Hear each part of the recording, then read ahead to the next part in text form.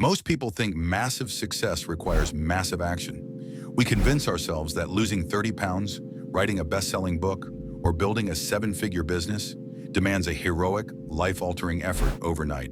So we set aggressive goals. We push hard for 6 days, burn out on day 7, and end up right back where we started.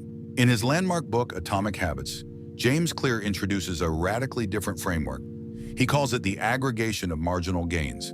If you improve by just 1% every day for a year, you end up 37 times better. Take the British cycling team.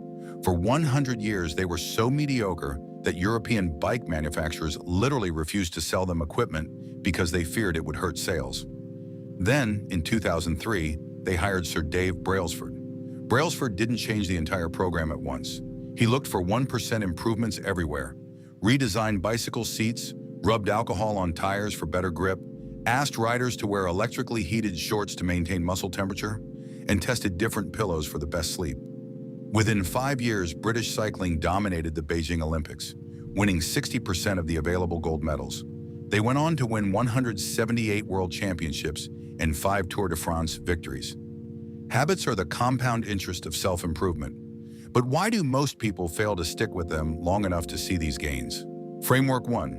Identity-based habits and the Plateau of Latent Potential. Here's the first big trap, the Plateau of Latent Potential. When you start a habit, you expect results to follow a straight line. But habits are delay mechanisms.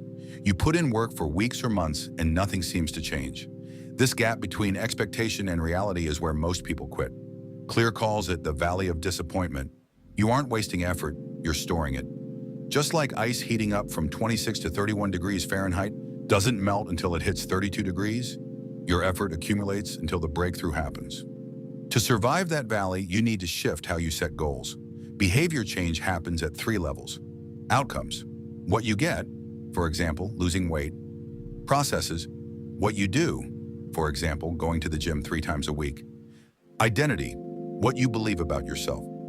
Most people start from the outside in. They say, I want to run a marathon outcome, so I'll follow this training plan process. And hopefully I'll become a runner, identity. Successful habit building works from the inside out. Don't aim to read a book, aim to become a reader. Don't aim to run a marathon, aim to become an athlete. Every action you take is a vote for the type of person you want to become. One workout doesn't make you an athlete, but it casts a vote for that identity. Accumulate enough votes and the identity becomes automatic. Framework 2, the 4 laws of behavior change. So how do you actually build a good habit or break a bad one? Clear breaks down every habit into a 4-step loop: cue, craving, response, and reward. From this loop, he developed the 4 laws of behavior change. Law 1, make it obvious, cue. If you want to build a habit, design your environment so the cue is impossible to ignore. Self-control is a finite resource. People with high willpower simply structure their lives to avoid relying on it. 2 actionable strategies here. Implementation intentions.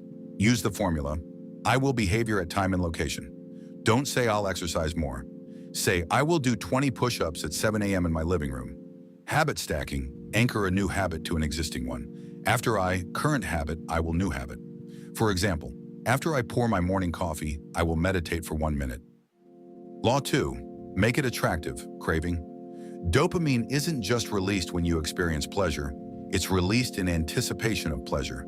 It's the craving that drives action. To make a habit attractive, use temptation bundling. Pair an action you need to do with an action you want to do.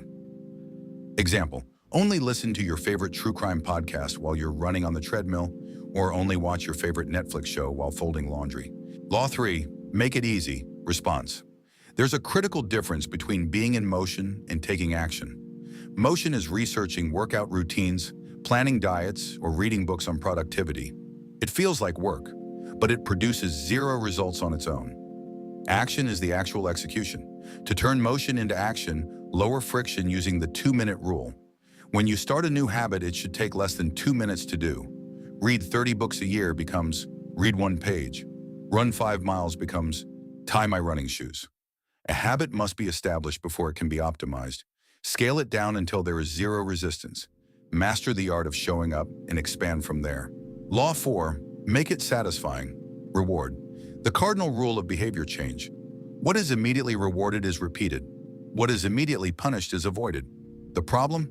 Bad habits usually have an immediate reward, instant sugar rush, screen dopamine, and a delayed consequence, weight gain, lost time. Good habits are the opposite. The effort is immediate, but the reward is delayed. To stick with a good habit, you need a quick, immediate sense of progress. Use a habit tracker. Crossing off a completed task releases a small hit of dopamine, visually proving that you cast a vote for your desired identity. Framework 3. How to invert the laws to break bad habits. Breaking a bad habit is simply the inversion of these 4 laws. Make it invisible. Don't rely on willpower. Want to stop checking your phone while working? Put it in another room. Make it unattractive. Reframe your mindset. Highlight the benefits you gain by avoiding the bad habit rather than what you're giving up. Make it difficult. Increase friction. If you scroll too much social media, log out after every session or use an app blocker with a complex password. Make it unsatisfying. Create an habit contract with an accountability partner. If you miss your target, agree to pay them $50 or post an embarrassing message online. Conclusion and the Goldilocks rule. Finally, as you maintain your habits, you'll encounter the biggest threat to success: boredom. The Goldilocks rule states that humans experience peak motivation when working on tasks right at the edge of their current abilities. Not too hard, not too easy, just right. Successful people aren't superhuman. They feel the same boredom, distraction, and lack of motivation as everyone else. The difference is they find a way to show up anyway. Master the boredom, focus on 1% improvements, cast votes for your identity every day, and let compounding take care of the rest. If you take only 3 things from Atomic Habits, take these. Decide who you want to become, then cast small votes daily. Design the loop. Make good habits obvious, attractive, easy, and satisfying. Shrink the habit until it's impossible to fail to start. Then never miss twice. Pick one habit tonight. Stack it onto something you already do. If this helped, hit subscribe for more clear breakdowns of books that change how you think. And tell me in the comments, what's the one habit you're stacking this week?